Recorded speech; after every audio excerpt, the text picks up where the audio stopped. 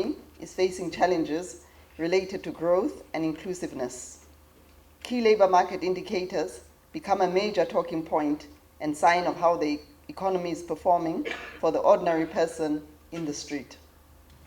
The global labor market is also facing disruption caused by particularly 4 megatrends ranging from technology to climate change, from demographic shifts to globalization.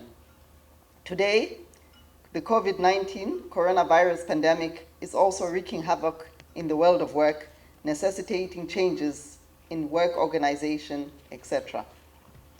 The dynamics of labor and changing patterns of work requires policymakers to respond to the needs of different target groups, hence the need for a comprehensive labor market information relevant to inform policies. This is especially for countries in Africa. Zimbabwe included also has a largely informalized economy and face huge decent work deficits, particularly among young people and women. It is important to note that no one indicator can ever fully describe the situation in any labor market. Having a job, for example, does not mean the absence of poverty. One would also need to look at the incomes, safety, and other components as well. Statistics on employment and labor reflect the standards, definitions, and methodologies established by governments, national statistics offices, employers, workers, and academics under the framework of the International Convention of Labor Statisticians, the ICLS. The ILO hosts the ICLS meetings every 5 years to set labor statistic standards as part of the body of international labor standards. It is very encouraging to note that Zimstat adopted one of the latest methodologies as outlined in the resolutions of the 2013 19th ICLS on measuring statistics of work, employment, and labor underutilization. As has already been mentioned by previous speakers, the new methodology makes a distinction between the different forms of work, in particular employment work and own-use production work, as well as components of labor underutilization, which included unemployment, potential labor force, and time-related underemployment. The ILO governing body or board adopted these new international standards of measuring work statistics in 2014.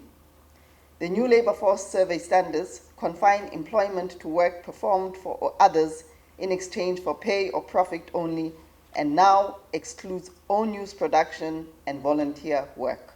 So this is why you might notice that the figures are obviously probably a little higher than they were before. It also broadens the labor underutilization category, redefining the potential labor force to include groups who are classified as outside the labor force but have an unmet need for employment. Statistics on employment and labor also highlight some undesirable elements in the labor market that include child and forced labor that can take the form of economic, non-economic, and hazardous work. These include work and employment in an activity that deprives children of their childhood, their potential, and their dignity, and that is harmful to physical and mental well-being. Child labor is also categorized in terms of its worst forms and includes exposures to hazardous work, trafficked children, children in forced and bonded labor, armed conflict, prostitution, and pornography and illicit activities. Experiences from other countries that have implemented these new standards show that more relevant, accurate, and interpretable data separating employment and own-use production, mainly subsistence agriculture, allows for effective policy making that provides adequate measures for promoting productive and decent work. As we wait to hear the diagnosis of Zimbabwe's labor market, I will take this opportunity to share with you some key labor market indicators that show the challenges facing the world of work. 190 million people are unemployed. 267 million youths are neither in employment, education, nor training. 630 million workers are working in poverty that is less than 3 $3.20 per day. 67.6 million youths are unemployed. Women earn 0.79 cents, which is 79 cents for every dollar earned by men. 10% of workers receive nearly half of global pay, and the lowest paid 50% of workers receive just 6.4%. 2.7 million workers die each year as a result of occupational injuries and illnesses, costing about 3.94% of global GDP, or $2.99 million or trillion dollars, excuse me. Social protection coverage is at 45% and needs an investment level of 3 to 4% GDP to achieve universal coverage at national level.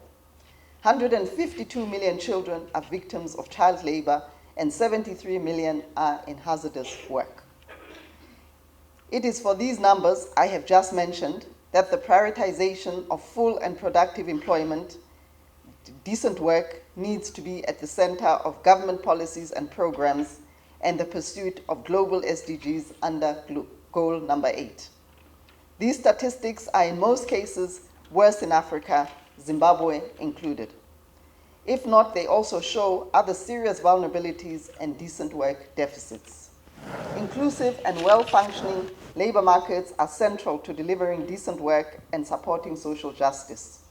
This is because paid work is the main source of income for the vast majority of households worldwide, and because the organization of work can reinforce core principles of equality, democracy, sustainability, and social cohesion. This notion dovetails with ILO's vision to secure a human-centered agenda for the future of work.